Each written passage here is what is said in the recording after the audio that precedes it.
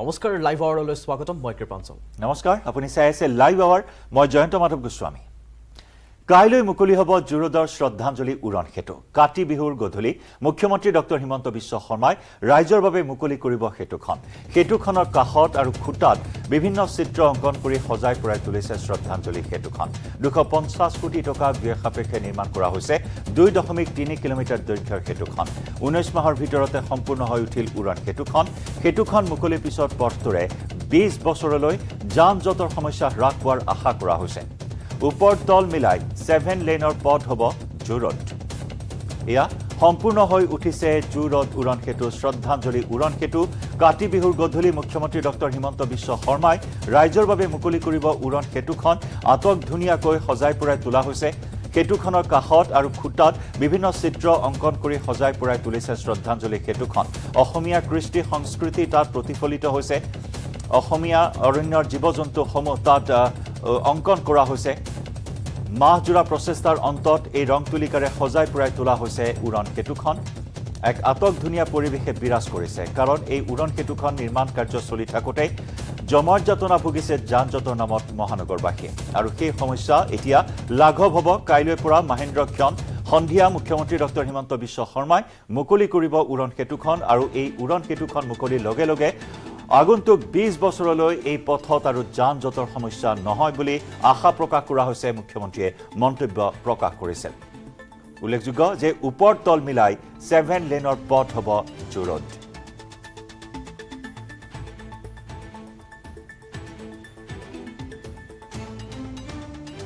আৰু সঁচাকৈ কৃপঞ্জল এক দীৰ্ঘদিনীয়া অপেক্ষা প্ৰতীক্ষাৰ অন্ত পৰিবলৈ গৈ আছে নহয় জানো নিশ্চয় আৰু ইমান ধুনীয়াকৈ সজাই পৰাই তোলা হৈছে আৰু আলোকসজ্জাৰে তোলাৰ পিছত মুখ্যমন্ত্ৰীগৰাকীয়ে যেতিয়া তাত পৰিভ্ৰমণ কৰিছিল মুখ্যমন্ত্ৰীগৰাকীয়ে এবাৰ চাইছিল বহুকেইটা টুটি নাটিও তাত দেখিছিল আৰু লগে লগে সেইসমূহ ঠিক কৰিবলৈ কৈছিল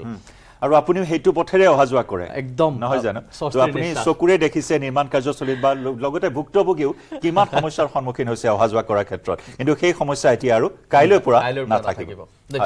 আৰু হেয়া ভাল খবৰৰ আৰু আমি জানিম আমাৰ সৈতে আমাৰ সাংবাদিক হিৰকজ্যোতি মালাকৰ পোনপটীয়া সম্প্ৰচাৰ সংযুক্ত হৈছে হিৰক আপোনাৰ ওচৰলৈ আহিছো আপোনাৰ পৰা শেহতীয়াখিনি চাম আৰু জানিম কৃপাঞ্জল যদিও 18 পৰা 19টা মাহৰ প্ৰতীক্ষাৰ অন্তত আৰু ইহঁতো কাইলৈ মুকলি হ'ব যিখন জুৰোডৰ উৰণীয়া হেতু সেই উৰণীয়া হেতুখন কাইলৈ মুকলি হ'ব আৰু তাৰ বাবে ইতিমধ্যে সকলো ধৰণৰ প্ৰস্তুতি সম্পূৰ্ণ কৰা হৈছে আৰু বিশেষকৈ ক'ব বিচাৰিম যে এই যিখন জুৰোডৰ উৰণীয়া হেতু সেই উৰণীয়া হেতুখনৰ নাম দিয়া আছে শ্ৰদ্ধাঞ্জলি উৰণীয়া হেতু আৰু যাৰ দৈৰ্ঘ্য হৈছে 2.3 কিলোমিটাৰ আৰু এই দৈৰ্ঘ্যৰ উৰণীয়া হেতুখনৰ জৰিয়তে যিহেতু 6টাকৈ লাইন মুকলি হ'ব 6ৰ পৰা 7টাকৈ লাইন মুকলি হ'ব আপুনি যদি কমাৰ্চৰ অভিমুখে আহে কমাৰ্চৰ অভিমুখে আহিলে যিহেতু এই স্থানত যিটো স্থান আছে মই যি স্থানত উপস্থিত আছো সেই স্থানেৰে যিহেতু যি গীতানগৰ সেই গীতানগৰ মোৰ বাছতে গীতানগৰ যাব পাৰিব আৰু লগতে ক'ব বিচাৰিম যে এই উৰণীয়া হেতুখন নিৰ্মাণত ব্যয় হৈছিলে 250 কোটি টকা আৰু বিগত যিহেতু যোৱা বৰ্ষৰ ফেব্ৰুৱাৰী মাহৰ পৰা ইয়াৰ যিহেতু কাম আৰম্ভ হৈছিল আৰু কাম আৰম্ভ হোৱাৰ পিছতেই তৎপৰতা বৃদ্ধি হৈছিলে জিএমডিৰ লগতে জিলা প্ৰশাসনে আৰু অতি সোনকালে এই উৰণীয়া হেতুখন নিৰ্মাণ কৰি উলিয়াইছে বুলি ক'ব লাগিব আৰু এই উৰণীয়া হেতুখনত যিহেতু সৌন্দৰ্যৰ যি কথা ক'বলৈ যায় তেন্তে সৌন্দৰ্যৰ কথা চাব যে দুই কাষে অতি সুন্দৰকৈ প্ৰাকৃতিক যি সৌন্দৰ্য সেই সৌন্দৰ্য ইয়াত অংকন কৰা হৈছে লগতে তলৰ অংশ তলত যিকেইটা পোষ্ট আছে সেই পোষ্টত যি জীৱ-জন্তু আছিলে অসমকে ধৰি আন যিবোৰ জীৱ-জন্তু সেই জীৱ-জন্তু অংকন কৰা দেখিবলৈ পোৱা গৈছে আৰু সুন্দৰকৈ যাতে এই উৰণীয়া হেতুখন থাকে তাৰ বাবেই ইতিমধ্যে বিভিন্ন ধৰণৰ ব্যৱস্থা গ্ৰহণ কৰিব বুলি মুখ্যমন্ত্ৰীয়ে এটা কথা স্পষ্টকৈ উল্লেখ কৰিছে আৰু লগতে মুখ্যমন্ত্ৰীয়ে এটা কথা কৈছে যে এই উৰণীয়া হেতুখনৰ মুকলিৰ জৰিয়তে 20 বছৰলৈকে যি গুৱাহাটী যান-জঁট বা যি জুৰোডৰ যি যান-জঁট আছিলে পূৰ্বতে দেখিবলৈ পোৱা গৈছিল যে জুৰোডৰ যান-জঁটৰ অতি জ্বলা-কলা খুৱাইছিল ৰাইজক আৰু অতিষ্ঠ হৈ পৰিছিল সেই যান-জঁটৰ পৰা যথেষ্ট পৰিত্ৰাণ পাব বুলি এটা কথা স্পষ্টকৈ প্ৰকাশ কৰিছে আৰু বিশেষকৈ ক'ব বিচাৰিম যে ইয়াৰ যি আচলতে গীতানগৰ যোৱা যিটো স্থান আছে সেই স্থানটোত ইতিমধ্যে যিহেতু অসমৰ যি মানচিত্ৰ সেই মানচিত্ৰ অংকন কৰা হৈছে লগতে এখন বাগিচা ইয়াত স্থাপন কৰা হৈছে যাতে যিসকল লোক আহে সেই লোকসকলে এই স্থানতে আচলতে সেলফি জোন হিচাপে বা সেলফি উঠিব পাৰে তাৰ বাবেও এনেধৰণৰ ব্যৱস্থা আপুনি যে যিখন বেনাৰ দেখাইছে তাতে নো সেলফি জোন বুলি দিয়া হৈছে কালি মই দেখিছিলো গতিকে তাত সেলফি উঠিবলৈ কিন্তু নিষেধাজ্ঞা জাৰি কৰা হৈছে এবাৰ চাওকচোন হয় নিশ্চয়কৈ পূৰ্বতে যিহেতু সেলফি জোন বুলি কোৱা হৈছিল কিন্তু এতিয়া সেই নো সেলফি জোন লিখা হৈছে যিহেতু মুখ্যমন্ত্ৰী মই ক'ব বিচাৰিম যে মুখ্যমন্ত্ৰী যোৱা শনিবাৰে ইয়াত যিহেতু পৰ্যবেক্ষণ কৰিছিল আৰু পৰ্যবেক্ষণ কৰি সকলোবোৰ খুঁটি নাটি আচলতে কি আছিলে সকলোবোৰ চোৱা হৈছিলে বিশেষকৈ এই স্থানৰ পূৰ্বতে সেলফি জোন বুলি কোৱা হৈছিলে কিন্তু এতিয়া যিটো মুখ্যমন্ত্ৰী অহাৰ পিছতে বা মুখ্যমন্ত্ৰী পৰিদৰ্শন কৰাৰ পিছতে এই স্থান নো সেলফি জোন হিচাপে ইতিমধ্যে কোৱা হৈছে আৰু ক'ব বিচাৰিম যে এইখন যিখন উৰণীয়া সেতু সেই উৰণীয়া সেতুৰ যি আপুনি যদি গীতানগৰলৈ যায় গীতানগৰৰ ওচৰত যিহেতু এই স্থানত যি অসমৰ মানচিত্ৰ সেই মানচিত্ৰ ইয়াত স্থাপন কৰা হৈছে লগতে ইয়াত যি বাগিচা সেই বাগিচা এখন স্থাপন কৰা হৈছে আৰু মুঠৰ ওপৰত এখন সুন্দৰ উৰণীয়া সেতু বুলি ক'ব লাগিব আৰু মুখ্যমন্ত্ৰী ডক্টৰ হিমন্ত বিশ্ব শৰ্মাৰ নেতৃত্বভাৰ গ্ৰহণ কৰাৰ পিছতে এইখন হৈছে চতুৰ্থখন উৰণীয়া সেতু অকণমান যদি আপুনি চিত্ৰাংকনখিনি দেখুৱাই দিয়ে ইমান সুন্দৰকৈ অসমৰ কৃষ্টি সংস্কৃতিসমূহ তুলি ধৰা হৈছে এই চিত্ৰাংকনৰ জৰিয়তে আৰু তাৰ সমান্তৰালকৈ হিৰক মহানগৰবাসীৰ দায়িত্ব থাকিব উৰণ সেতুখন পৰিষ্কাৰ কৰি ৰখাৰ ক্ষেত্ৰত কাৰণ আমি দেখিবলৈ পাইছিলো মালিগাঁও উৰণ সেতু মুকলি কৰাৰ পিছতে কেনেকৈ এটা পিক পেলোৱাৰ পৰা আৰম্ভ কৰি তামোলৰ পিক পেলোৱাৰ পৰা আৰম্ভ কৰি লাইট চুৰিৰ পৰা বিভিন্ন ধৰণৰ কুকৰ্ম সংঘটিত হৈছে গতিকে তেনেস্থলত তেনেকুৱা কাণ্ড যাতে পুনৰাবৃত্তি নহয় সেই দিশটোৰ প্ৰতি মহানগৰবাসী কিছু সচেতন হোৱাৰ নিশ্চয় প্ৰয়োজন থাকিব আৰক্ষীৰ লগতে নিশ্চয়কৈ নিশ্চয়কৈ ইয়াৰ পূৰ্বে আচলতে যিবোৰ বীজ মুকলি কৰা হৈছিলে আপুনি চাব যে মালিগাঁৱৰ বীজে হওক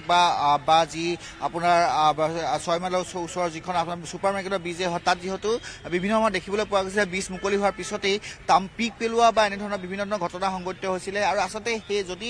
এখন বীজ মুকলি হোৱাৰ পিছত আচলতে সৌন্দৰ্যটো গঢ়ি তোলাৰ দায়িত্ব কিন্তু যি জনসাধাৰণ বা মহানগৰবাসীয়ে কিন্তু সেই নকৰি যদি তেওঁলোকে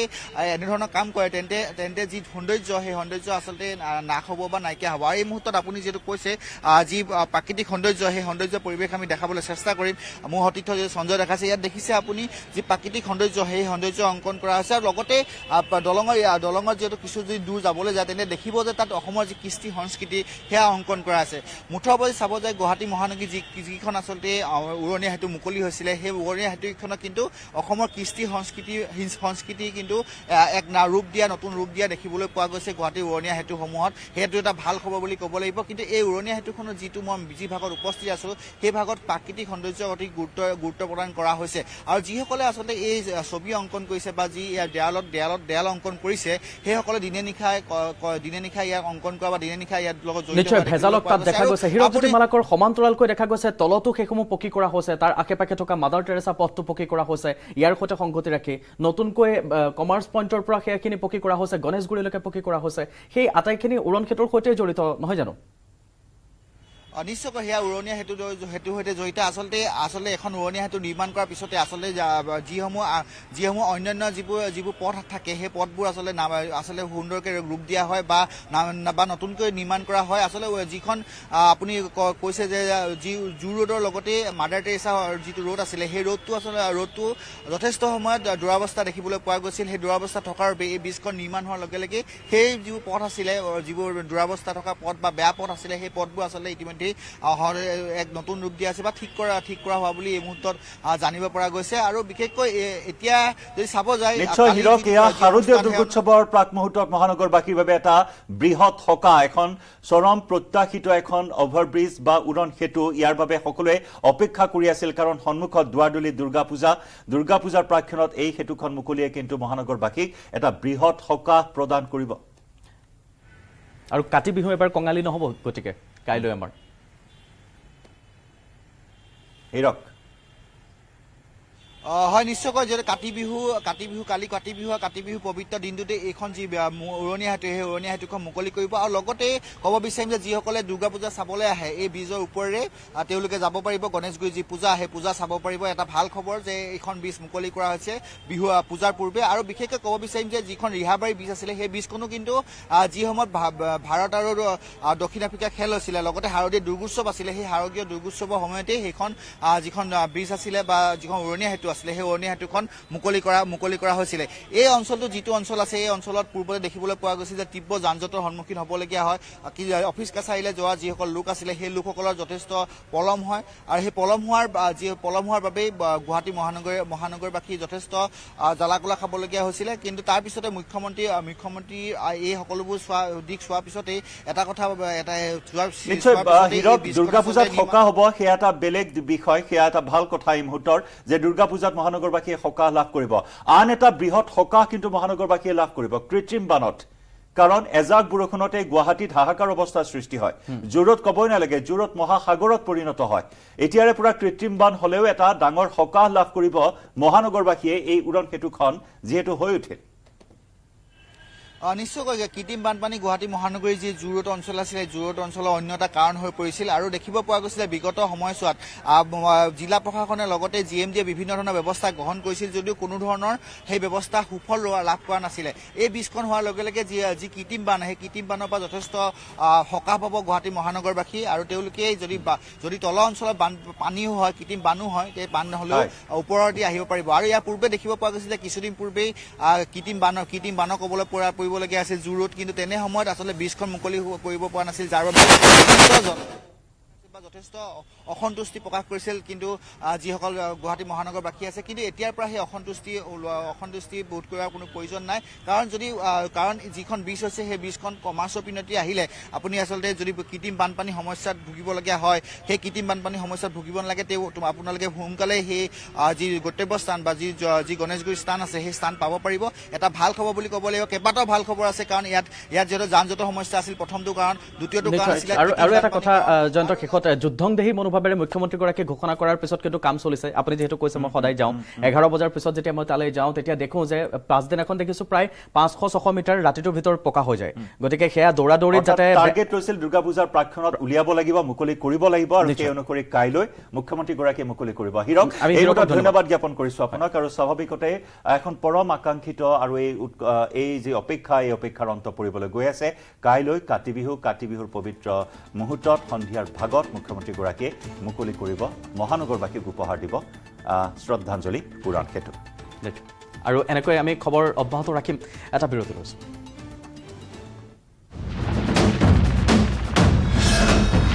ভাৰতৰ গৌৰৱ গোটেই বিশ্বতেই ইয়াৰ সন্মান ষ্ট্ৰং মানে মাইথান ষ্টীল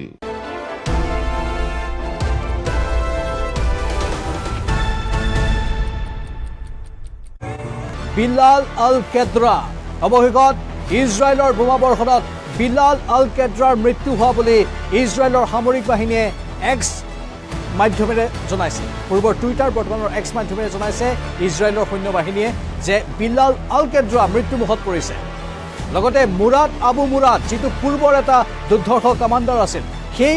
মুৰাদ আবু মুৰাদৰো ইতিমধ্যে মৃত্যু হৈছে মানে হামাছৰ শেহতীয়াকৈ যিখিনি তথ্য আহিছে দুটা মূল কামাণ্ডাৰৰ মৃত্যু হোৱাৰ খবৰ আহিছে আৰু এই দুটা মূল কামাণ্ডাৰে নেতৃত্ব দিছিল এলাইড ফ'ৰ্চক নেতৃত্ব দিছিল তেওঁলোকৰ বিশেষ বাহিনী আৰু তেওঁলোকৰ একাংশ শিশুবধ বা শিশু হত্যাযজ্ঞতো জড়িত হৈ আছে আৰু তাৰ এই দুজনকৈ নেতা স্বাভাৱিকতে মৃত্যুমুখত পৰিছে আৰু এতিয়া নতুনকৈ ইজৰাইলে স্থলপথেৰে অভিযান চলাব নৌসেনাৰ অভিযান চলিব আৰু বায়ুসেনাৰ অভিযান পূৰ্বদৰে চলি থাকিব এতিয়া ক্ষিপ্ৰ হ'ব অভিযান আৰু সেয়েহে এতিয়া সম্ভাৱনা আছে হয়তো এই হামাছ বাহিনীৰ আৰু বহুকেইজন কেডাৰ মৃত্যুমুখত পৰিব আশা কৰা হৈছে মূল যিজন নেতা সেই মূল নেতাজনো জালত পৰিব আৰু মূল নেতাজনকো হয়তো অতি শীঘ্ৰেই নেষ্ট নাবুদ বুলি যাক হিন্দীত কোৱা হয় মষিমূৰ কৰিবলৈ সক্ষম হয়তো হ'ব ইজৰাইলৰ সৈন্য বাহিনী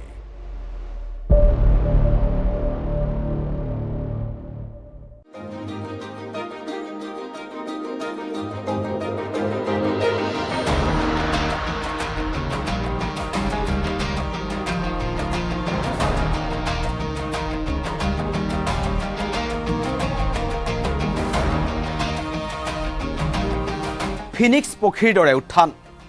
দিন হাজিৰা কৰা ৰামবাবুৰ শিৰত এছিয়াডৰ মেডেল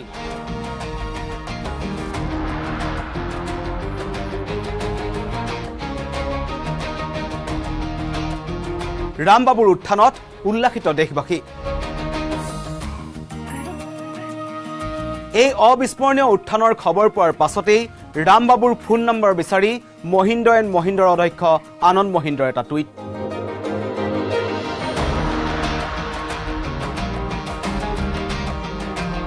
আনন্দ মহিন্দ্ৰই টুইটটোত কৈছে দয়া কৰি মোক কোনোবাই ৰামবাবুৰ ফোন নম্বৰটো দিয়ক মই তেখেতৰ পৰিয়ালক এখন ট্ৰেক্টৰ নতুবা এখন পিকআপ ট্ৰাকেৰে মই ৰামবাবুৰ পৰিয়ালক সহায় কৰিব বিচাৰো টুইটত আনন্দ মহিন্দ্ৰই ৰামবাবুৰ নাম লোৱাৰ কাৰণ কি আপুনি জানেনে চীনত অনুষ্ঠিত হোৱা 19 সংখ্যক এছিয়ান গেমছত ব্ৰঞ্জৰ পদক লাভ কৰিছিল ৰামবাবুৱে 35 কিলোমিটাৰ ৰেচ ৱাকিঙত মঞ্জু ৰাণীৰ সৈতে জুতি বান্ধি ব্ৰঞ্জৰ পদক লাভ কৰাৰ বাবেই ৰামবাবুক বিচাৰি হাবাথুৰি খোৱা নাই আনন্দ মহিন্দ্ৰই এই আকৰ্ষণৰ আঁৰত আছে ৰামবাবুৰ অতীত ভোকৰ ভাতমুঠি যোগাৰ কৰিবলৈ কিছুদিন আগলৈকে ৰামবাবুৱে কৰিছিল কিছুমান সৰু সুৰা কাম কেতিয়াবা হোটেলৰ ৱেটাৰ কেতিয়াবা হোটেলত বাচন ধুই ঘৰ চলাইছিল ৰামবাবুৱে কিন্তু লকডাউনত সেই কামো হেৰাই গৈছিল ৰামবাবুৰ হাতৰ পৰা হাতত এটকাও নথকাৰ বাবে ৰাজপথতে দুৰ্বিষহ দিন পাৰ কৰিছিল এই ৰামবাবুৱে मैं मतलब मेरा बचपन काफ़ी स्ट्रगल फुल रहा है क्योंकि मैं गरीब परिवार से बिलोंग करता हूं तो आपको पता ही होगा कि कैसे जीवन यापन करना मुश्किल हो जाता है गरीब लोगों को तो मैं काफ़ी पिछड़े इलाके से पिछड़े गांव से बिलोंग करता हूं तो मेरे मम्मी का पहले से सपना था कि मतलब कि हम चाहे जैसे भी अभी ज़िंदगी गुजार रहे हैं बट हमारा लड़का जो है वो अच्छे से ज़िंदगी गुजारे वो अच्छे प्लेटफॉर्म पे जाए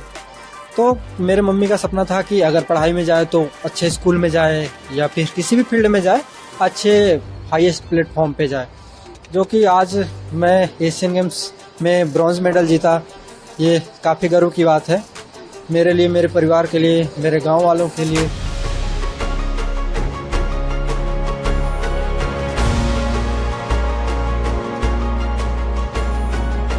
কৰোনাৰ সংঘাৰ খাম কটাৰ পাছত পিতৃৰ পদাংক অনুসৰণ কৰি এনৰেগাৰ শ্ৰমিক হৈছিল ৰামবাবু কিন্তু সেই অৱস্থাৰ পৰাই ফিনিক্স পক্ষীৰ দৰে উত্থান ঘটিল উত্তৰ প্ৰদেশৰ 24 বছৰীয়া ৰামবাবুৰ কাহানিও হাৰ নমনা মন এটা লৈ ৰামবাবুৱে ভৰি দিলে ট্ৰেক এণ্ড ফিল্ডত আন এথলিটে দিনে নিশাই অনুশীলন চলাই থকাৰ সময়ত কিন্তু ৰামবাবুৱে কাম কৰি আছিল এনৰেগাৰ শ্ৰমিক ৰূপে আনন্দ মহিন্দ্ৰৰ টুইটৰ পিছতেই ছ'চিয়েল মিডিয়াত ভাইৰেল হৈছে এনৰেগাৰ শ্ৰমিক ৰূপে কাম কৰি থকা ৰামবাবুৰ এটা ভিডিঅ' হাজিৰা কৰি পোৱা টকা কেইটালৈ ঘৰলৈ দৌৰ মাৰোতেই ৰামবাবুৰ কল্পনাত আছিল সুদৃশ্য ষ্টেডিয়ামৰ synthetic track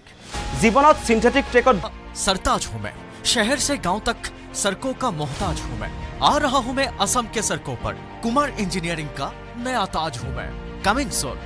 Kumar engineering we understand your need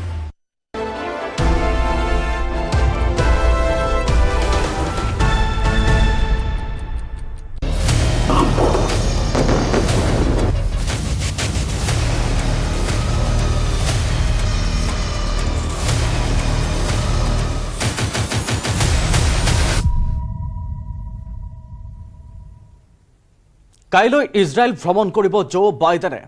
Israel হামাছৰ যুদ্ধৰ মাজতে ভ্ৰমণ কৰিব আমেৰিকাৰ ৰাষ্ট্ৰপতিগৰাকীয়ে আমেৰিকাৰ বিদেশ মন্ত্ৰী এণ্টনি ব্লিংকেনে নিশ্চিত কৰিছে এই তথ্য ইজৰাইলৰ প্ৰধানমন্ত্ৰী বেঞ্জামিন নেতানেহুৱে আমন্ত্ৰণ জনাইছিল জো বাইডেনক আমেৰিকাই আৰম্ভণিৰে পৰাই হামাছৰ বিৰুদ্ধে ইজৰাইলৰ আক্ৰমণক সমৰ্থন আৰু সহযোগিতা আগবঢ়াই আহিছে ইতিমধ্যে আমেৰিকাৰ বিদেশ সচিব এণ্টনি ব্লিংকেন আৰু প্ৰতিৰক্ষা সচিব অষ্টিন লয়ডে ইজৰাইল ভ্ৰমণ কৰি গৈছে আমেৰিকাই ইজৰাইলক ইতিমধ্যে অস্ত্ৰ শস্ত্ৰৰেও সহায় কৰিছে ইজৰাইলৰ ৱাৰ কেবিনেটৰ সৈতে ব্লিংকেনৰ প্ৰায় 8 ঘণ্টা জুৰি বৈঠক হয় বাইডেনৰ ইজৰাইল ভ্ৰমণক লৈ ৱাৰ কেবিনেট আৰু প্ৰধানমন্ত্ৰী বেঞ্জামিন নেতানেহুৱে সকলো দিশ চাই এই ভ্ৰমণত সন্মতি জনোৱাৰ পিছতে ব্লিংকেনে ভ্ৰমণৰ কথা নিশ্চিত কৰিছে আৰু উল্লেখ কৰিম যে জো বাইডেনৰ ইজৰাইল ভ্ৰমণ মধ্যপ্ৰাচ্যৰ শেহতীয়া পৰিস্থিতিৰ পৰিপ্ৰেক্ষিতত অতি গুৰুত্বপূৰ্ণ হিচাপে বিবেচিত হ'ব আৰু ইতিমধ্যে শেহতীয়াকৈ আমেৰিকাৰ ৰাষ্ট্ৰপতিগৰাকীয়েও এই যুদ্ধক লৈ শেহতীয়া স্থিতি প্ৰকাশ কৰিছে ইজৰাইলে যদি গাজা ষ্ট্ৰিপ দখল কৰে সেয়া মহা ভুল হ'ব বুলি উল্লেখ কৰিছে আৰু তাৰ সমান্তৰালকৈ ইজৰাইলৰ ৰাষ্ট্ৰসংঘৰ প্ৰতিনিধিয়ে স্পষ্ট কৰিছিল যে ইজৰাইল দখল কৰা আমাৰ লক্ষ্য নহয় আমাৰ লক্ষ্য হামাছক নিষেধ কৰা শেহতীয়াকৈ এক প্ৰকাৰ ইউটাৰ্ণ ল'লে নেকি আমেৰিকাৰ ৰাষ্ট্ৰপতিগৰাকীয়ে তাকে লৈও চৰ্চা চলি আছে কাৰণ ইৰাণৰ পৰা ধাৰাবাহিকভাৱে সকিয়নি লাভ কৰি আছে ইজৰাইলে চীনৰ পৰা সকিয়নি লাভ কৰিছে আৰু শেহতীয়াকৈ আমেৰিকাৰ ৰাষ্ট্ৰপতি জো বাইডেনেও স্থিতি স্পষ্টকৈ কৈছে যে গাজা দখল কৰাটো মহা ভুল হ'ব ইজৰাইলৰ আৰু যাৰ বাবে 3 লক্ষাধিক সেনাৰ সমাৱেশ ঘটায়ো স্থলপথেৰে আক্ৰমণ কৰিবলৈ সাজু হৈও আক্ৰমণ চলোৱা নাই এই মুহূৰ্তত গাজা ষ্ট্ৰিপত ইজৰাইলে তাৰ মাজতে এই খবৰ আমি জনাইছো কাইলৈ ইজৰাইল ভ্ৰমণ কৰিব আমেৰিকাৰ ৰাষ্ট্ৰপতি জো বাইডেনে ইজৰাইল হামাছৰ যুদ্ধৰ মাজতে ভ্ৰমণ কৰিব আমেৰিকাৰ ৰাষ্ট্ৰপতিগৰাকীয়ে ইজৰাইল আমেৰিকাৰ বিদেশ মন্ত্ৰী এণ্টনি ব্লিংকনে নিশ্চিত কৰিলে এই তথ্য আমি এই মুহূৰ্তত এণ্টনি ব্লিংকেনৰ ভাষ্য শুনাম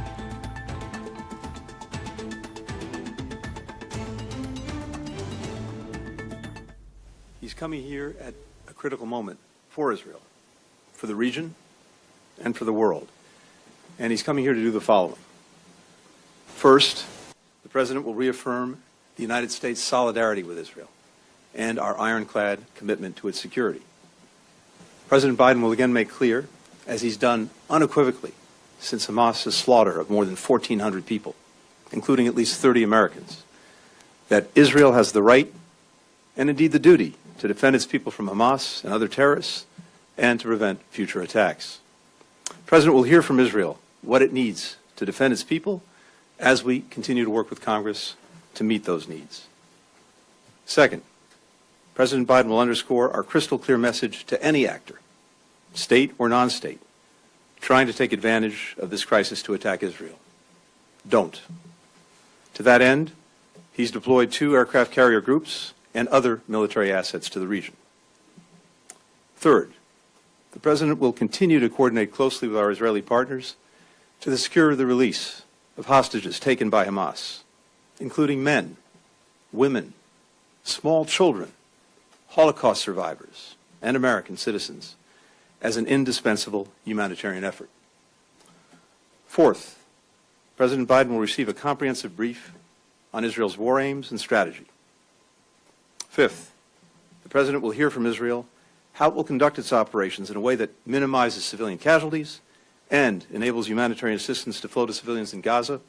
in a way that does not benefit Hamas. আৰু হামাছৰ বিৰুদ্ধে অব্যাহত আছে ইজৰাইলৰ আক্ৰমণ আজি 11 দিনত ভৰি দিলে ইজৰাইল হামাছৰ যুদ্ধই সোমবাৰে নিশা গাজাত ইজৰাইলৰ বোমা বৰ্ষণত হামাছৰ এজন শীৰ্ষ নেতা নিহত হৈছে উসামা আল মাঝিনি নিহত হয় ইজৰাইলী বায়ুসেনাৰ আক্ৰমণত হামাছৰ শীৰ্ষ নেতা হোৱাৰ লগতে মাঝিনি আছিল সুৰা কাউন্সিলৰ শীৰ্ষ নেতা ইজৰাইল ডিফেন্স ফোৰ্স আৰু চীন বেটৰ যৌথ আক্ৰমণত নিহত হয় মাঝিনি 2011 চনত বন্দী বিনিময়ৰ মূল মধ্যস্থতাকাৰী আছিল মাঝিনি য'ত কেইবাজনো হামাছ নেতাক ইজৰাইলে মুকলি কৰি দিবলৈ বাধ্য হৈছে আগবঢ়াম কেউটিয়া পৰিস্থিতিৰ সন্দৰ্ভত আমাৰ নেটৱৰ্ক 18ৰ সাংবাদিক অভিষেক ঝাৰ বিশেষ report About 10 days since the terrorist attack happened on most of the southern cities of Israel, Ashdod, Ashkelon,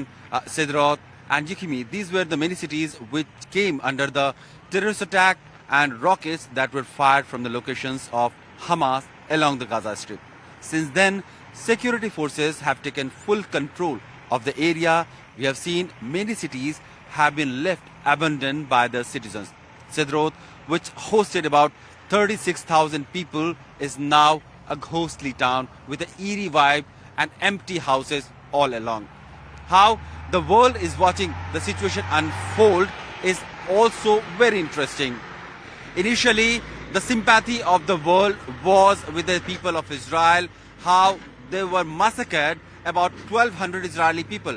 200 or more than 200 of them soldiers and civilians who were just killed by these Hamas terrorists. The videos, the footages were all gory and blooded, and they went around the world and made headlines in favor of Israel that the terrorist action of Hamas is condemnable. Now, after 10 days, Israel has been pounding Gaza with thousands of tons of ammunition, targeting Hamas locations in the midst of all the counteroffensive that Israel has been doing on Gaza. Thousands of innocent Palestinians have also been killed. Many of them children, about 500 or more children. This is what the figures are being claimed. About 2,500 civilians have been killed in overall operations that Israeli airstrikes has tried to do in Gaza in order to eliminate the entire Hamas militant organization. Many senior commanders and infrastructure of the Hamas were also eliminated, but at a very high cost of civilian casualty. And this is where the world's attention has now started focusing. Something that happened in Israel is quickly shifting to what is happening in Palestine. Many of the people working for agencies like United Nations, other NGOs who have been in the helping and aiding and supporting the basic necessities, medical or hospitals for the people of Palestine, they have also been targeted. Many doctors have died. Many United Nations affiliated organizations, people working for them, they have died. So the entire situation that started with a kind of counteroffensive is turning into a political revenge from the Israeli side. That is what the many of the sympathizers who stand by Palestine, they have been claiming. Now, the world is watching it very, with a bated breath. We have seen, the Secretary Blinken, the foreign minister of USA, has been in this region for more than 72 hours. He has been meeting all the leadership of Bahrain, of West Bank, Palestine, Egypt, Israel he has visited. We have also seen other leaders coming from other countries like UK, Germany also. Their foreign ministers have also visited. And they have expressed this support for the Israeli people. They have assured them all the available resources that these countries have in order to ensure their counteroffensive go on and they eliminate successfully the entire network of Hamas and their establishment. But at the same time, we have seen Russian foreign minister also visiting China. They are talking about how the situation is turning into a humanitarian crisis in Palestine. Chinese foreign minister Wang Yi has said that what Israel is doing in Palestine, it looks like a collective punishment for the people in Palestine. And this is coming from China, creates some sort of negativity for Israel's counteroffensive that is ongoing in Gaza. It has been already 10 days and the deployment, the counteroffensive has been made very strong. Palestinian people who didn't have much options to go or to run, they have been given few hours time. Multiple windows were created. Every day we see 3 hour, 4 hours windows given to them to move from the northern Gaza to the southern Gaza. But that is not possible because of the kind of life they have been living, because of the kind of crisis that is waiting for them. Without any shelter, without any food, without basic amenities, where would they go? There is United Nations and other agencies which have asked for some time before they could create a basic sheltering facility for the people who have been asked to move, about 1.1 million, and that is half of the Palestinian population. So the crisis that is emerging, that is evolving in Palestine is also very humongous, and the attention has also been shifting on that side. Meanwhile, the entire deployment of Israeli security forces, Israeli defense forces has been along Gaza. They have been very alert, very vigilant. Multiple checkpoints have been created. Every vehicle is being checked. And people, media, they have been asked to not go to the approaching frontiers from where the Gaza Strip is not very far.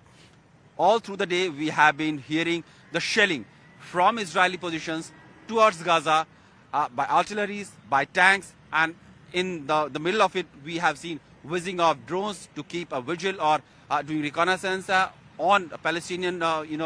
region. Also, the jets of Israeli government are flying over Gaza, pounding rockets on Hamas location.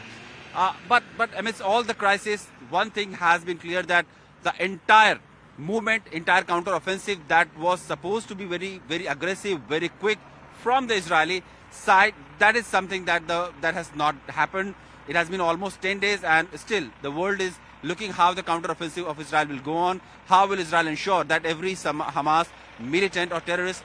were killed, but not at the cost of many citizens who are also becoming collateral damage in the entire operation or the counter-offensive what Israel has started in the wake of 7th of October's attack on its southern territories. আৰু সেয়া আছিল আমাৰ ground zero' report. আৰু এনেদৰে 11 দিন হ'ল যুদ্ধৰ চলি আছে ইজৰাইল আৰু হামাছৰ মাজত যুঁজ, আৰু তাৰ মাজতে যুদ্ধ বিধ্বস্ত গাজালৈ সাহায্য সামগ্ৰীও প্ৰেৰণ কৰা হৈছে। ৰাষ্ট্ৰসংঘই প্ৰেৰণ কৰিছে সাহায্য সামগ্ৰী, শতাধিক ট্ৰাকেৰে গাজা ষ্ট্ৰীপলৈ খাদ্য সামগ্ৰী প্ৰেৰণ। খাদ্য, ঔষধ আৰু অত্যাৱশ্যকীয় সামগ্ৰী প্ৰেৰণ কৰা হৈছে। ইজিপ্ত সীমান্তৰে গাজালৈ প্ৰেৰণ কৰা হৈছে সাহায্য সামগ্ৰী। ইজিপ্তৰ ৰাফা সীমান্ত পথেৰে গাজা ষ্ট্ৰীপত প্ৰৱেশ কৰিছে সাহায্য সামগ্ৰী কঢ়িওৱা বাহন। কাৰণ কালিৰ দিনটোত 5 ঘণ্টাৰ বাবে যুদ্ধ বিৰতি ঘোষণা কৰিছিল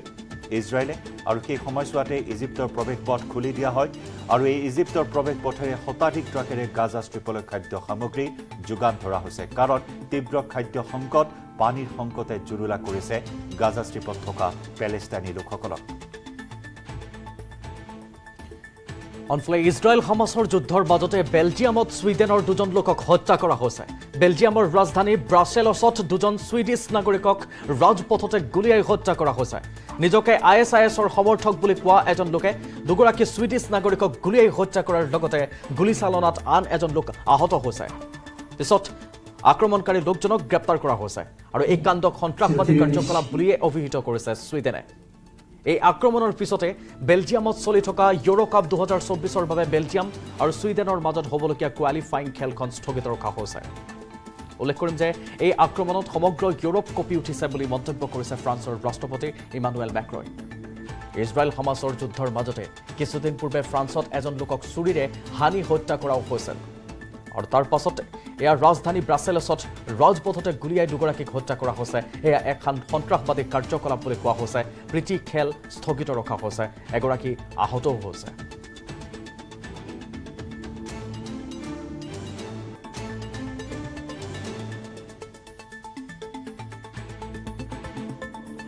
গাজা ষ্ট্ৰিপত ইজৰাইলৰ বোমা বৰ্ষণ অব্যাহত থকাৰ লগতে উত্তৰ সীমান্তত লেবাননৰ সন্ত্ৰাসবাদী সংগঠন হিজবুল্লাৰে যুদ্ধ আৰম্ভ হৈছে ইজৰাইল ডিফেন্স ফ'ৰ্চত সোমবাৰে হিজবুল্লাৰ 3টা সামৰিক ঘাটিত আক্ৰমণ কৰে ইজৰাইলৰ বায়ু সেনাই উল্লেখযোগ্য যে দেওবাৰে হিজবুল্লাই ইজৰাইলৰ সেনাৰ ওপৰত আক্ৰমণ চলাইছিল আৰু তাৰ প্ৰত্যুত্তৰ দিছে ইজৰাইলে 3টাকৈ ঘাটিত আকাশ মাৰ্গেৰে আক্ৰমণ কৰা দৃশ্য এই মুহূৰ্তত আগবঢ়াইছো এফালে গাজা ষ্ট্ৰিপত আক্ৰমণ চলি আছে ইজৰাইলৰ 5 ঘণ্টাৰ বাবে যুদ্ধবিৰতি ঘোষণা কৰা হৈছিল কালিৰ দিনটোত আনফালে আকৌ লেবাননৰ পৰা যি প্ৰত্যাহ্বান আহিছে হিজবুল্লাৰ পৰা যি আক্ৰমণ চলি আছে ইজৰাইলত তাৰ প্ৰত্যাক্ৰমণ আগবঢ়াই গৈছে ইজৰাইলে দেওবাৰে পুনৰ আক্ৰমণ চলাইছিল হিজবুল্লাই ইজৰাইলত আৰু তাৰ প্ৰত্যুত্তৰ এনেদৰে দিছে 3টাকৈ সামৰিক ঘাটিত আক্ৰমণ কৰিছে ইজৰাইলে ইজৰাইল হামাছৰ যুদ্ধৰ মাজতে বেইজিঙত উপস্থিত হৈছে ৰাছিয়াৰ ৰাষ্ট্ৰপতি ভ্লাদিমিৰ পুটিন আজি বেইজিঙত উপস্থিত হোৱা পুটিনে চীনৰ ৰাষ্ট্ৰপতি শি জিনপিঙক সাক্ষাৎ কৰিব বিশ্বৰ দুই অন্যতম শক্তিধৰ দেশ চীন আৰু ৰাছিয়াৰ দুই মুৰব্বীয়ে শেহতীয়া ইজৰাইল হামাছৰ যুদ্ধক লৈও আলোচনা কৰাৰ পূৰ্ণ সম্ভাৱনা বিশ্বত আমেৰিকা আৰু ইয়াৰ মিত্ৰ দেশসমূহৰ দবদপনি শেষ কৰিবলৈ আলোচনাত মিলিত হ'ব পুটিন আৰু জিনপিং আমেৰিকাৰ ৰাষ্ট্ৰপতি জো বাইডেনৰ ইজৰাইল ভ্ৰমণৰ আগমুহূৰ্তত পুটিনৰ চীন ভ্ৰমণ অধিক গুৰুত্বপূৰ্ণ হৈছে আনফালে ইউক্ৰেইনৰ সৈতে ৰাছিয়াৰ যুদ্ধ অব্যাহত আছে 2022 চনত পুটিনৰ চীন ভ্ৰমণৰ পিছতে ইউক্ৰেইনত ৰাছিয়াই আক্ৰমণ কৰিছিল এতিয়া ইজৰাইল হামাছৰ যুদ্ধৰ মাজতে পুটিনে চীন ভ্ৰমণ কৰাৰ পিছত কি পৰিণতি হয় সেয়া লক্ষণীয় হ'ব ৰাছিয়া আৰু চীনে ইতিমধ্যে গাজাত ইজৰাইল আক্ৰমণক গৰিহণা দিছে আৰু ইজৰাইলক যুদ্ধবিৰতিৰ বাবে আহ্বান জনাইছে বেল্ট এণ্ড ৰোড ফৰামৰ সন্মিলনত আমন্ত্ৰিত অতিথিৰূপে অংশ ল'বলৈ বেইজিঙত উপস্থিত হৈছে পুটিন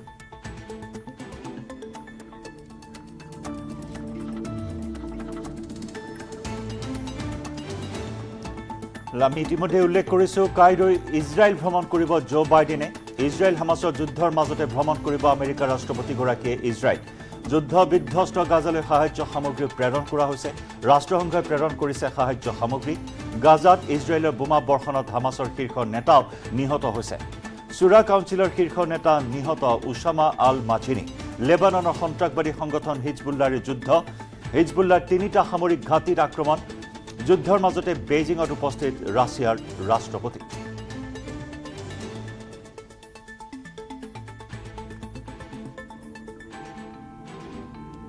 ইজৰাইল যুদ্ধৰ আমি জনাইছো 10টাকৈ ডাঙৰ আপডেট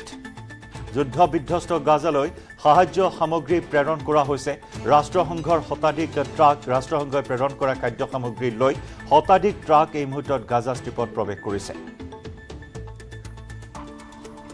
জনাইছো আন এটা গুৰুত্বপূৰ্ণ আপডেট ৰাষ্ট্ৰসংঘই প্ৰেৰণ কৰিছে সাহায্য সামগ্ৰী আমি আপোনাক দেখুৱালো গাজা ষ্ট্ৰিপত কেনেদৰে শতাধিক ট্ৰাকে খাদ্য সামগ্ৰী লৈ প্ৰৱেশ কৰিছে ইজিপ্ত সীমান্তইদি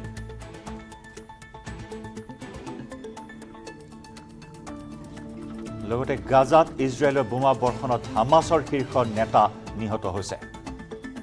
হামাছৰ এজন শীৰ্ষ নেতা নিহত হৈছে এই আক্ৰমণত চুৰা কাউন্সিলৰ শীৰ্ষ নেতা নিহত উছামা আল মাঝিনী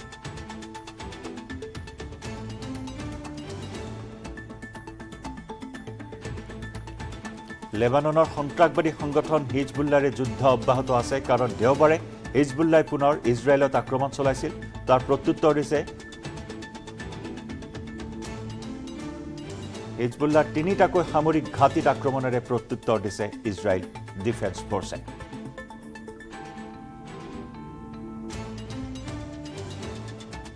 আৰু ইজৰাইল যুদ্ধৰ আমি 10টা গুৰুত্বপূৰ্ণ আপডেট জনাইছো যুদ্ধৰ মাজতে বেইজিঙত উপস্থিত হৈছে ৰাছিয়াৰ ৰাষ্ট্ৰপতি আৰু এই দিশটোৱে আন এখন যুদ্ধৰ বাবে ঠেলি দিছে নে যুদ্ধ হাম কটাব সেয়া পৰৱৰ্তী সময়ত লক্ষণীয় হ'ব কিন্তু যুদ্ধ আৰু এখন বেছিকৈ লগাৰ সম্ভাৱনা অধিক এই মুহূৰ্তত আমি 10টা আপডেটছ আপোনাক জনাইছোঁ বিশেষ 10টা আপডেটছ যুদ্ধক লৈ মহাযুদ্ধ চলি আছে ইজৰাইলী সেনাই বিমান আক্ৰমণ বন্ধ কৰিলে হামাছে মুকলি কৰি দিব অপহৃত ইজৰাইলীক এই দাবী কৰিছে পেলেষ্টাইনৰ সমৰ্থনত থিয় হোৱা ইৰানে বৰ্তমানো হামাছৰ কবলত আছে 199 গৰাকী ইজৰাইলী নাগৰিক ইজৰাইলী ডিফেন্স ফোৰ্চৰ নিৰ্দেশৰ পিছতে প্ৰাণৰ মমতাত ঘৰ দুৱাৰ এৰি গাজা চহৰ এৰিছে 10 লাখ নাগৰিকে বৰ্তমান গাজাত অব্যাহত আছে ইজৰাইলী সেনাৰ বোমা বৰ্ষণ সমান্তৰালকৈ গাজাৰ পৰা হামাছে ইজৰাইলৰ ওপৰত ধাৰাবাহিকভাৱে চলাইছে ৰকেট আক্ৰমণ আনফালে 7 অক্টোবৰত হামাছৰ আক্ৰমণত ইজৰাইলত নিহত হৈছিল ভাৰতীয় মূলৰ 2 মহিলা সেনা বিষয়া হামাছৰ আক্ৰমণত নিহত হোৱা 2 মহিলা সেনা বিষয়া হৈছে এজডোদ চহৰৰ ফ্ৰণ্ট কমাণ্ডাৰ লেফটেনেণ্ট অৰমোছেছ আৰু সীমান্ত আৰক্ষীৰ পৰিদৰ্শক কিম ডক্ৰাকাৰ আৰু আনহাতে শেহতীয়া তথ্য অনুসৰি ইজৰাইলৰ 1400 গৰাকী লোক নিহত হোৱাৰ লগতে আহত হৈছে প্ৰায় 4000 লোক সমান্তৰালকৈ গাজাত 2750 গৰাকী পেলেষ্টাইনী নাগৰিক নিহত হোৱাৰ লগতে আহত হৈছে প্ৰায় 10000 লোক ইজৰাইলী সেনাই বিমান আক্ৰমণ বন্ধ কৰিলে হামাছে মুকলি কৰি দিব অপহৃত ইজৰাইলীক এই দাবী কৰিছে পেলেষ্টাইনৰ সমৰ্থনত থিয় হোৱা ইৰানে শেহতীয়াকৈ ধাৰাবাহিকভাৱে ইজৰাইলক বন্ধ স্থগিত ৰাখিবলৈ দাবী জনাই আহিছে হকিয়নি প্ৰদান কৰি আহিছে এই যুদ্ধ যদি আত্মৰক্ষাৰ এই যুদ্ধ যদি বন্ধ নহয় তেতিয়াহ'লে অন্য এটা সীমান্তত যুদ্ধৰ সন্মুখীন হ'ব লাগিব বুলি ইৰানে হকিয়াই দি আহিছিল আৰু সেই ইৰানে এতিয়া দাবী কৰিছে যদিহে যুদ্ধ এতিয়া বন্ধ কৰে ইজৰাইলী সেনা বিমান আক্ৰমণ বন্ধ কৰে তেতিয়াহ'লে হামাছে মুকলি কৰি দিব অপহৃত ইজৰাইলীক কাৰণ এতিয়াও 199 গৰাকী ইজৰাইলী নাগৰিকক বন্দী কৰি ৰাখিছে হামাছে